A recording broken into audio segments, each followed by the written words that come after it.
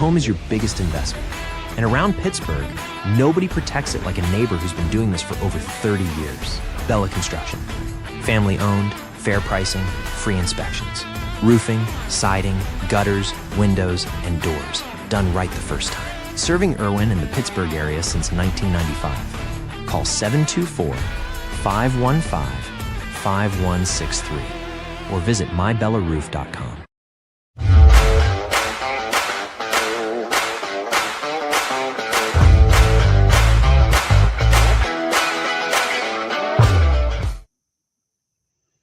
Hello, everybody, and welcome to Beyond the Bylines with me, Tim Benz, and Joe Starkey.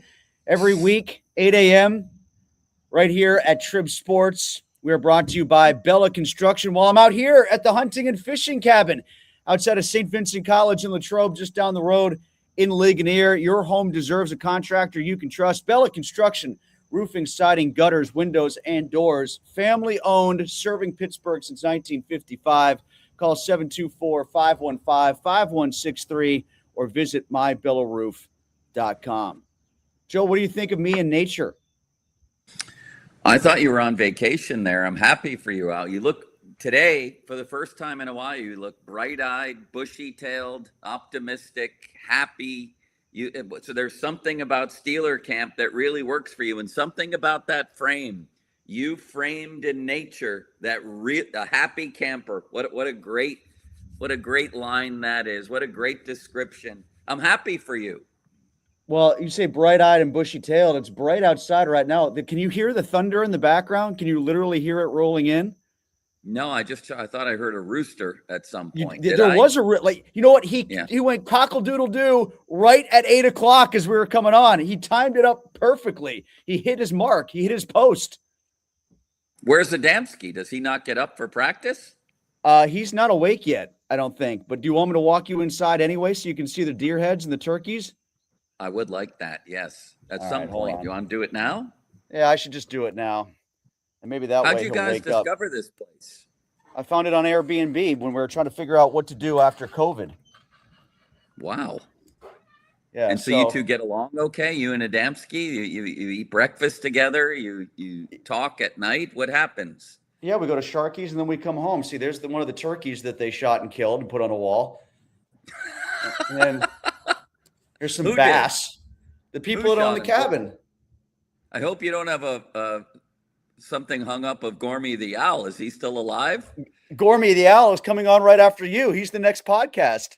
Here, look, here's the deer heads. Here's the deer heads right here. Whoops. There's a couple of them right there. That's a 5-point buck right there. I used to take those calls at the Valley News Dispatch. People would call in and I'd answer the phone. They'd say, I just shot a 5-point buck. I didn't even know what that meant. What is a 5-point buck? But there it is. Yeah, that guy has a neck. That guy has a neck condition like Broderick Jones. Yeah, that doesn't look good right there. The least they could have done is straighten his neck for his photo opportunity, right? Yeah, here's some more bass if you want. There you go. That's Billy the Big Mouth bass. You got one of John Sebastian Aubin? Did John Sebastian Aubin ever make $32 million while he was a Penguin? No, if he did, Barrasso would have attacked him even more. Yeah, the difference is Jean Sebastian Aubin was a little bit more acclaimed than Ville Koivunen was, for crying out loud. Did you get that news on the air, and did you think it was a misprint? Yes. I thought it was AI. I thought it was somebody, putting something out there that was false just as a joke. Well, I thought the funniest thing I saw in that was something AI generated. Did you see the fake cartoon of Ville Koivunen changing the numbers on his contract when Kyle Dubas took a phone call? That's pretty good. It was supposed to be. That was the funniest thing I saw. Yeah, 8 weeks for $4. I'm stunned at that. Aren't you? Yeah, it's unbelievable. I can't believe they gave him that much money. I mean, seriously, what's this guy done to get $32 million? I almost thought they regretted trading for him, and now they're rewarding him with a giant contract. Yoey had a great tweet about the longest contracts in Penguins history. It was like Mario, Letang, Malkin, Yager, and Ville Koivunen. What happened here? Yeah, it's like the Mount Rushmore. Gee, who are you going to leave off of this Mount Rushmore? I guess it's got to be poor old Ville. But this is like, I thought the Novak thing was long. I thought Novak was a little much. And then they went off and pulled this. I guess he's looking ahead at the market and thinking about second, third line guys. I don't know what. I'm speechless. I was like this. I was babbling yesterday on the air. I don't even know what to say about it. He obviously thinks that at some point, Ville Koivunen is going to be a great bargain. Is he an NHL player? That's my question. They've never seemed to think so. I mean, the best compliment I have heard about this guy has been at the AHL level. He plays like Brad Marchand, but nobody makes that comparison at the NHL level. You know, he's passive and doesn't have the grit and grind that he tends to show at the AHL level. There's some theory out there that he just needs confidence. So I guess $32 million will buy a lot of confidence. I don't know, but unless this portends that there's going to be a deal for Rust or Raquel, and they're going to move one of those guys out, and then Chinakhov is going to go play with Crosby, and then you have like a line that has multiple and Koivunen, I guess it could make sense. But if they come back as currently constructed, I would imagine it's Sid playing with Raquel and Rust as usual. And then I don't know why else you keep Tommy Novak for 3 years and $4 million, unless he's going to play between the two guys that he thrived with last year. And when I say thrived, I use that by his standards. And then what do you do with Koivunen? He's on a third line is that what they're hoping to get out of him? I don't know. For $32 million. He's not even listed on anybody's preseason depth chart right now. I mean, is he going to be a $4 million farmhand? Is he going to go to Houston in the expansion draft? What's I saw Seth put that out. Yeah, Seth put that out. Did he? Yeah. One thing that crossed my mind on this. All right. So if I'm trying to look for the positive in this, is at least this ownership group is willing to spend money. Like, you know, one thing that people were questioning, especially when it was taking so long for the deal to get done, when we had heard about these guys for 15 months, was do they really have the nickels to rub together to buy this team? And then when they bought the team, it was, okay, have you put so many chips in that you are going to kind of play on the fringes and not necessarily throw money when you need it? Well, they're throwing money when they don't have to. Neither of these two deals were necessary, and they did them anyway. So if they're willing to spend on these guys when there's big fish to get, I would imagine they're going to be willing to spend there too. How much was the Novak deal worth? Wasn't it like 4.65 over 3? I think it was 4.65 per year for 3 years. So they've sunk they've committed $40 million to Tommy Novak and Ville Koivunen. So yes, if they're willing to put that kind of money there, what won't they spend on? Let the Koivunen and Novak era begin. Novak was invisible in the playoff series. I know. He was -7 in the first 2 games or -5 or something. And Koivunen, nobody even knows if he's an NHL player. I was thinking about this yesterday.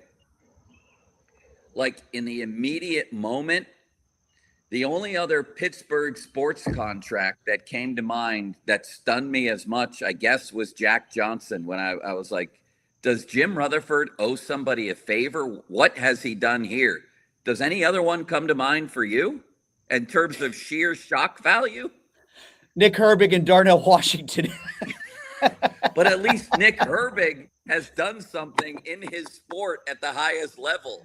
Yeah, he does have 7. He did have 7.5 sacks last year. And I know for sure he's going to be a starter next year. So if you want to talk about like what the market is now versus what the market is going to be, which is where we started this whole conversation about why Dubas might have done that, I can apply that logic to what Kahn did to a certain extent with Herbig. I still think it was a little fast when you didn't have to do it yet, but I get that premise being applicable to Herbig. Nobody was worried about Ville Koivunen hitting the market, regardless of what the market was going to be. Like, we're trying to get out in front of the market. That market could have been back in Finland for all we know for this guy. Right. Well, let me say it again. I don't even know, and I don't know how they could know if he's even an NHL player. He's going to be the highest paid player in Wilkes-Barre Scranton history. I know that. He can buy the team bus, let alone riding the team bus. Hey, speaking of being out here at St. Vincent College, did you hear Mike Tomlin's opening salvo against the dorm rooms at St. Vincent College on NBC last night? I did. It was tremendous. I liked it. I enjoyed it. I thought that was funny, and I thought he was great. Did you? I thought it was okay. just okay. He was funny. Yeah. He was quick. He was poignant at times. I thought the Hines Ward defense for the Hall of Fame was great. The argument for the Hall of Fame. Was it Rondé Barber? He was talking the about stories. playing with one. Yeah, the stories in Canton when they went into the Hall of Fame. He had the two good ones with Dungy and Barber. Those were good. That powerful stuff. The golden ticket thing that they did with the Hall of Famers, like pick a guy and stump for him. He gave an impassioned plea for Hines. I thought that was good. You're right on that. I thought they put him in a real bad spot with that walk and talk with Bryce Young. I thought that's just not something he's ready to do yet. And it looked like it was thrown together at the last minute. He's in a suit, like the guys that do, like, those are executed well. ESPN does that bit with Jay Billis when they walk the 90 feet with college basketball coaches or players, and like, that's like after a production meeting when Jay shows up for shoot around. That's when you do that. And like for Tomlin's first day, he's not in the interviewing position. I think that's the thing that comes last. They asked him to do it on the first day. That just seemed kind of clunky to me. There were just not the specific things that he said. There were just some fundamental formatic things that he still's got to get his feet wet on that made him okay. But I thought the most intriguing thing he said about was when he was asked about McCarthy coaching the Steelers, when he said he's right for them and they're right for him. And I do like, I did you notice at the end of that comment when he kept talking a little bit, Mariah Taylor asked him a follow-up or something like that. And he said words to the effect of continuity is important and they're set up to be okay. In other words, I did see that. I left the cupboard full. Like it was right. Basically, he's setting up for somebody down the road to say, wait for it, Mike McCarthy won with Mike Tomlin's players. All right. That'll be true. I would love to see that happen, and I'd like to be the first to use that line and not credit you if I do. Well, it was his debut, Tim. It was a Hall of Fame game. I thought he was funny, quick-witted, fun, entertaining. He didn't look like he had deer in the headlights type thing going on at all. To me, I liked his interaction with Fitzgerald was funny. He did a good job on that, I thought, because when Larry Fitz started to get emotional, he managed to keep the interview on the rails without being pandering about it. Like you could tell Larry Fitz was sort of getting choked up talking about his dad a little bit. And Tomlin jumped in and said, I knew your dad and interacted with him when I was in Minnesota. Great. He just kind of brought it back in without, being dorky about it or being goofy or like kind of making things worse by hugging him or like putting his arm around him. Or, he kind of brought it back to TV, but was still sentimental and was still sympathetic about it. So like, I did think he did a good job on that. I give him an A- for his debut. You? B+. Well, there you go. So he did well. I didn't get the Game of Thrones reference, but he said the Game of Thrones, everybody dies in the NFC West. Well, somebody's going to win. Somebody's going to win the NFC West. Actually, you know what? Arizona, Carson Beck looked a lot better than I thought they would. How'd you think Kenneth J. Pickett looked? Forget about Carson Beck and Kenneth J. Pickett. How about Keaton Slovis? He stole the show. What was he, 10 for 11? Haynes King. 10. Slovis might be the best quarterback in the league right now. I want to see, what's his name make a comeback? Nate Peterman. We'll have all Pitt quarterbacks out there. Isn't Max Brown on the ACC network now? Isn't he calling games? Pat Bostic, we know him. He's gone on to great fame here with Look at this lineage of great Pitt quarterbacks. And here we are saying there were no great Pitt quarterbacks before Kenny Pickett. Right. Alex Van Pelt has gone on to a career of great repute. Billy Stull is a great guy, lives in Pittsburgh. Let me throw this at you. What? I want to throw this at you because I was doing radio yesterday and I was kicking this around with Zeiss, who's seen a lot of Pitt games in his day too. In the Heinz Field, Acrisure Stadium era, is Larry Fitzgerald the greatest Pitt Panther that's played there? It's either him or no. I think he is, but it's a tight race. It's a tighter race than you think. And I'll tell you who's in the what? Revis? Maybe. Are we talking NFL career or strictly Pitt career? Pitt career. Revis was great. He was penalized because people just stopped going after him. So I don't think his Pitt numbers were as great as they could have been. But obviously, I mean, he's Darrelle Revis. Donald? I think who? Donald? Yeah, Aaron Donald, Fitzgerald, and the third guy for me, I don't know if people would include him, as Shady McCoy was unbelievable. That's who we talked about. Actually, that's who Paul said because of his 2007 season alone, because he handled so much of that burden. He handled all of the burden. He was one of the greatest college running backs I've ever seen. And there's the rooster again. Can you hear him? Yeah. Nobody's going to shoot the rooster, are they? No, he goes nonstop. I get up before him though. I'm usually up before him, and then he usually starts at about 6:45 in the morning and doesn't stop. How close are you to the actual football? To the game, to the practice, like St. Vincent? Yeah. 6.5 miles. 6.5 miles. Very good find by you. Do you we make like it out breakfast here. there for Adamski? He makes oatmeal for himself. Adamski, big oatmeal guy. I don't know if you knew that. Never knew that. What do you have for breakfast? Whatever treats are around. Today I had an orange scone that I brought from home. Very orange, nice. cinnamon, and raisin. Yeah. Hey, by the way, I want to thank you for offering up a trade for me. That was nice of you to play radio general manager on the other day. Everybody's getting traded these days. I thought you to the station maybe for city limits, and he could jumpstart his career elsewhere. He's champing at the bit to have a bigger role. Well, if I vetoed the trade initially because I don't want to be paid a producer's rate. I want to be paid an on-air union rate. We are a union shop at your station, correct? You are also in SAG-AFTRA, is that right? Yes, I am. Yeah. Are the producers? I don't know. I don't think so. Maybe. Yeah. They must be. If you go on the air, don't you have to be? I think so, but that was a murky conversation the last time I had it with our hardcore union rep, who I've never met. Well, we'd find certainly you would have a prominent role if you replace city limits. But if you traded for me, I would not be as interesting as Lake Bacher. Did you see his interview with Hannah Mears where he revealed that he was a ghost hunter?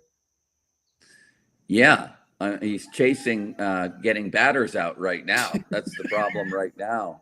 This is the Pirates are such a disaster. It's so bad. It's like, Joe, this is a last place matchup between the Mets and Pirates for 3 games at PNC Park this weekend. It's last place versus last place. They're behind the Reds now. This is now about not finishing last as opposed to getting the last wild card, which it was just a week ago at the trade deadline.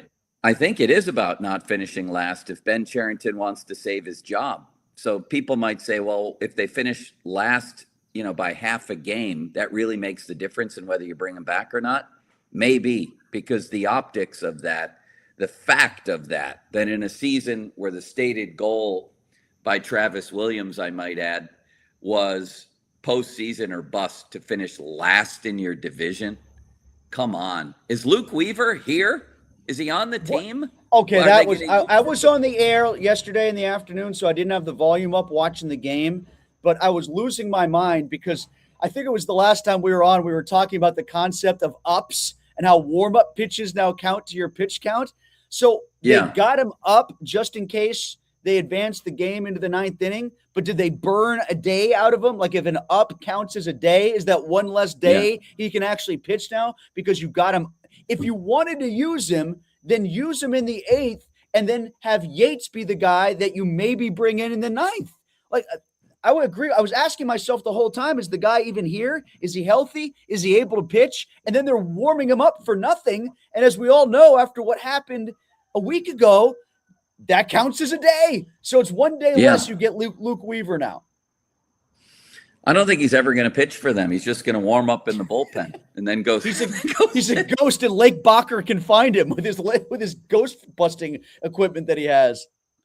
That was one of the most fascinating interviews that Hannah Mears has ever done.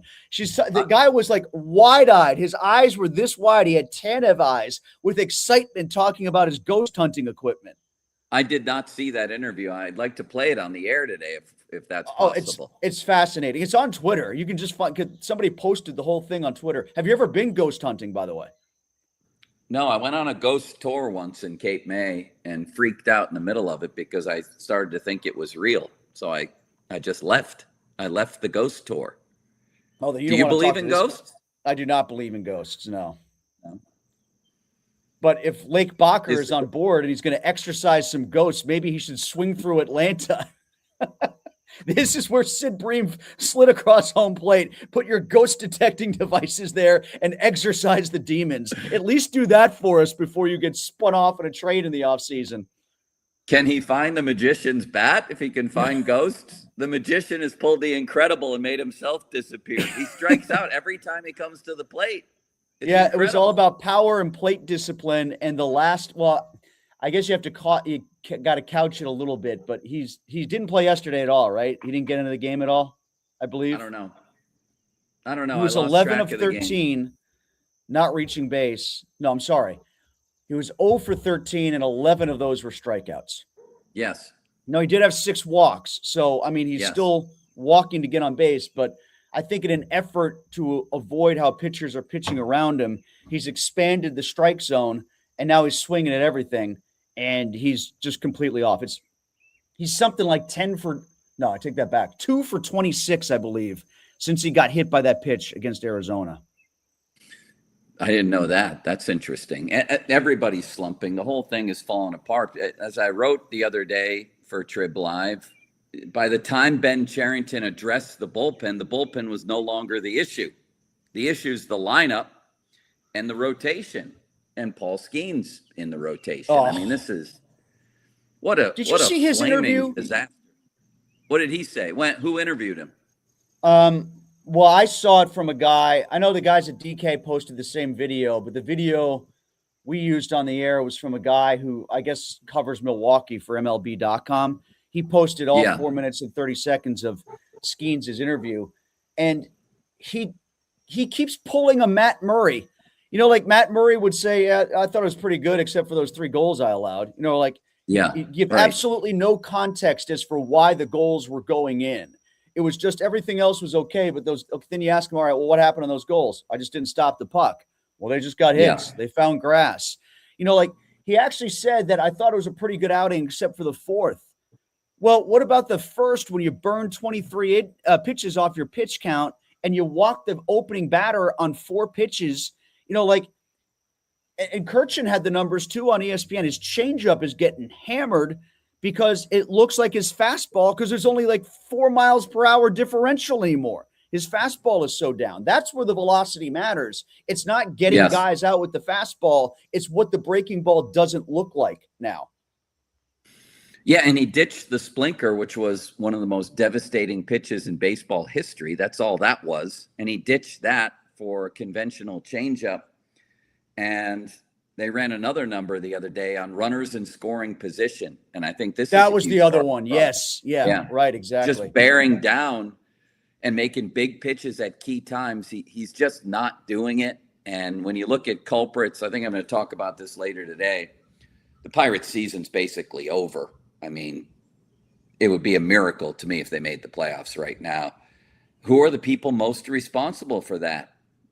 Did you just get attacked by a flying bird? No, I didn't, but hold on. It's the thunder has started. Hold on. Oh. It's raining. I hear outside. it now. That was me moving the table. I hear it back in Pittsburgh. It's a pretty big front moving in. We might actually get inside the new indoor facility today here at St. Vincent College. You have any ostriches out there? No, I don't think there's an ostrich farm out here. There is, if you go for a walk up this way, there is like a sheep farm or like a couple cows and pigs that are up that way.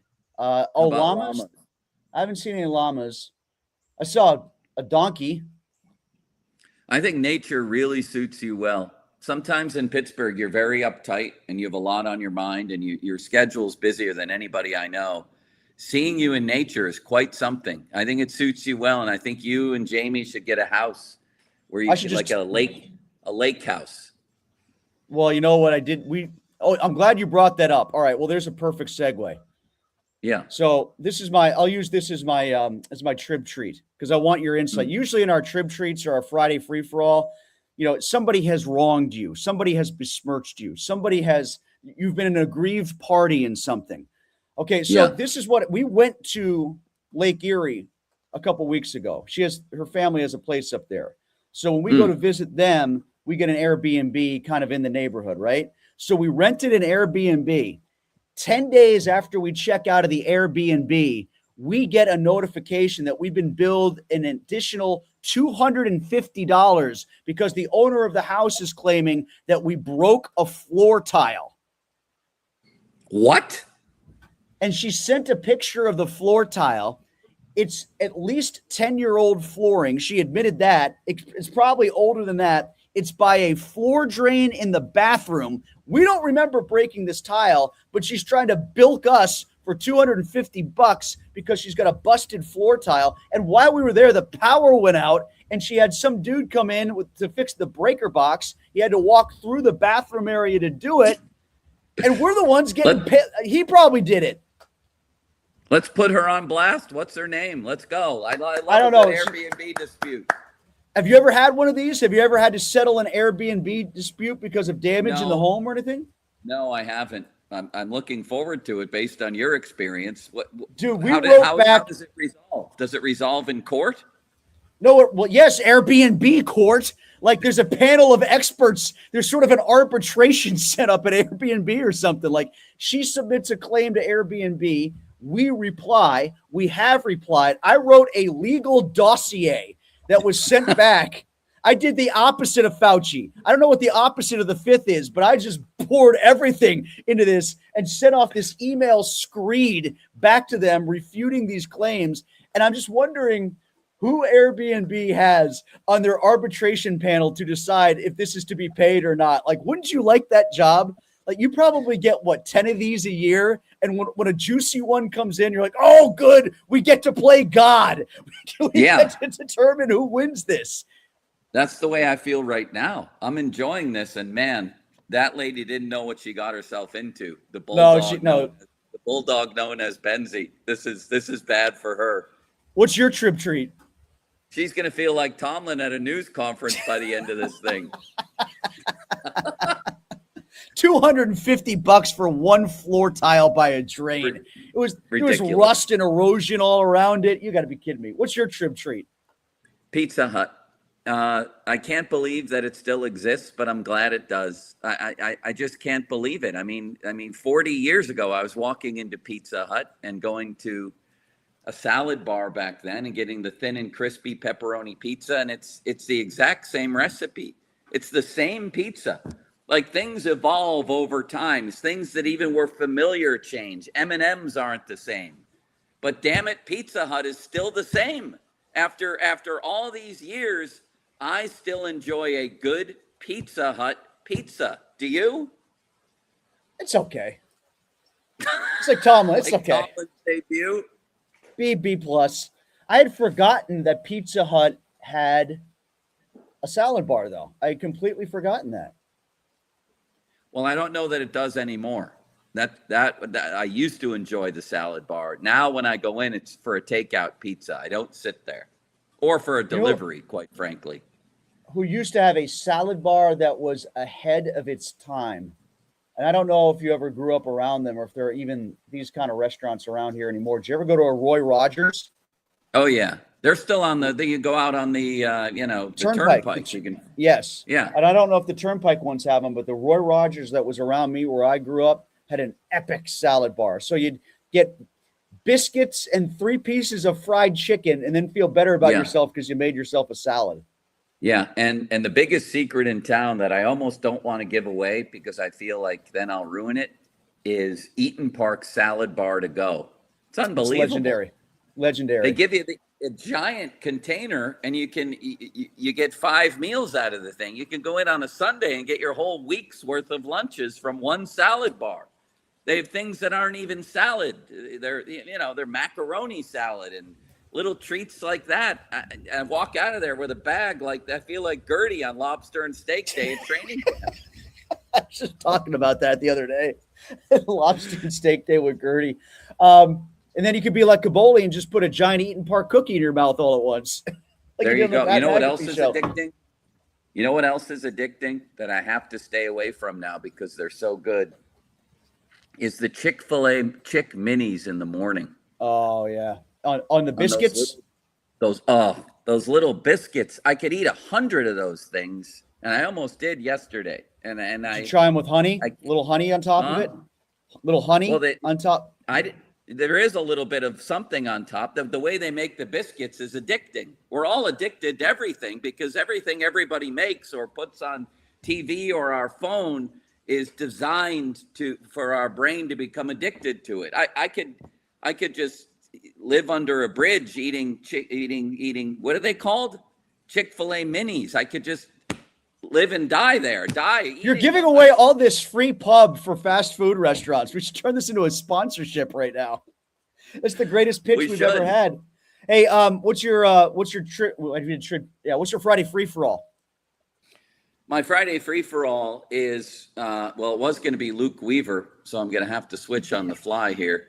And whatever happened to Luke Weaver? Is Luke Weaver ever going to pitch for the Pirates? Instead, I'm going to do it on Rico Dowdle. How he's become the darling of camp, and I can't wait to watch him run. Have you talked to him yet? I want Rico Dowdle to be a star here.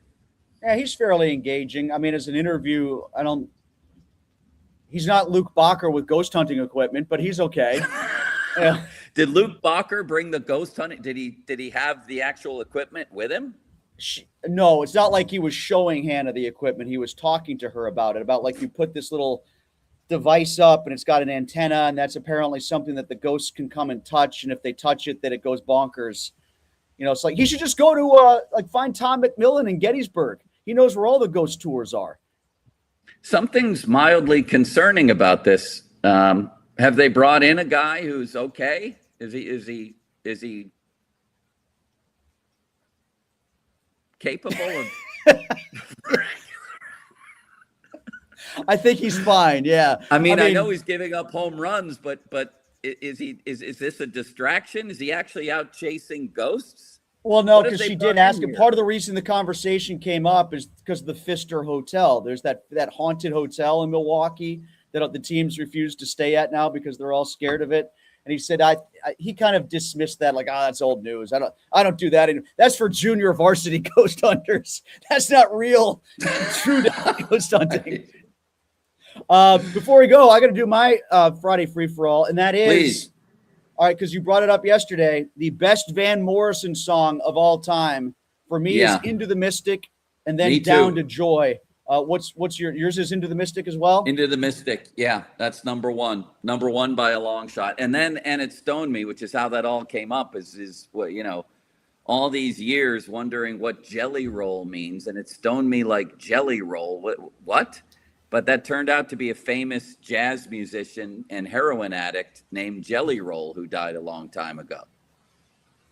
I like that Dom was as put off by you not knowing who Jelly Roll was, the current Jelly Roll, and just as you were put off by him not knowing who Carly Simon was. It was like the very definition of your age gap manifesting in one conversation right there. Yes, it was. Jelly Roll and Carly Simon. I was just thinking maybe Luke Bacher can summon or Lake Bacher can summon the original Jelly Roll, right? Yeah, exactly. Then you could get your answer right there. Hey, what was Van Morrison doing when he was singing about you? Now that Lake has gotten you to Pittsburgh, let's have a conversation here on 93.7 The Fan. Maybe he can summon some old Pirates here, and they could actually play for the team. That would be. Well, you know what I'd like? Trick.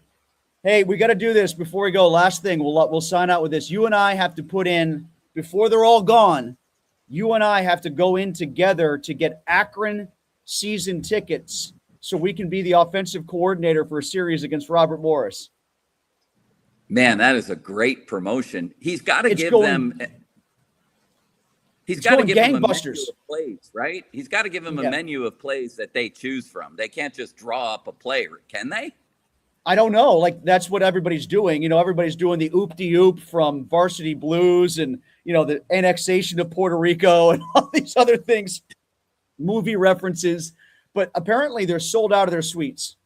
Like, the people have already, like, they are so far ahead of their season ticket package. The suites are sold out. Everybody is in on this. Barstool picked it up. The McAfee show picked it up. They're all turning it into a thing. Everybody can you about this, Joe? This is all I want in my life is to have the first play be a 9-yard gain, and then on the second play, you and I send in a play where the quarterback takes a knee for a 2-yard loss.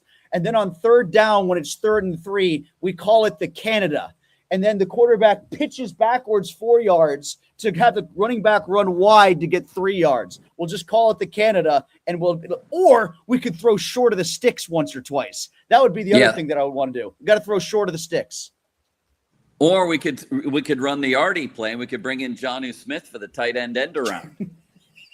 That's right. I don't know who Akron's tight end is. Can they run an end around right into the?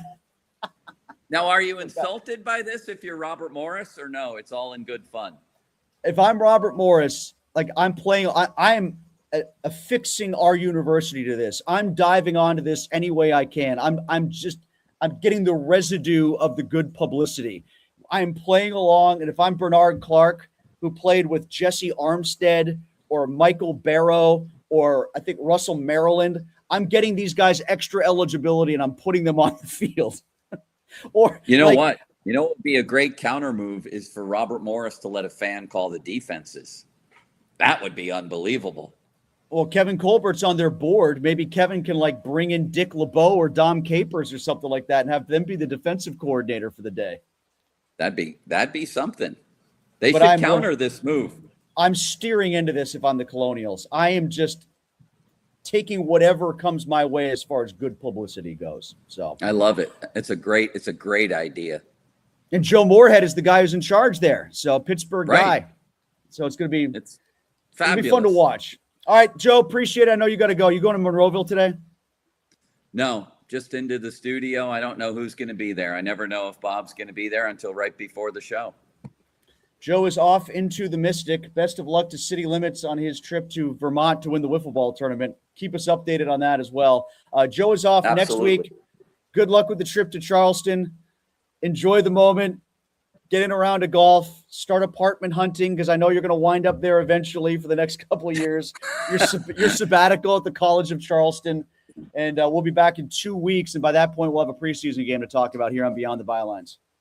Thanks, Tim. And be sure to look into getting into nature more. It really suits you well. Look at that framed photo of you. You look like a new man. Getting into nature and getting into ghost hunting. See ya.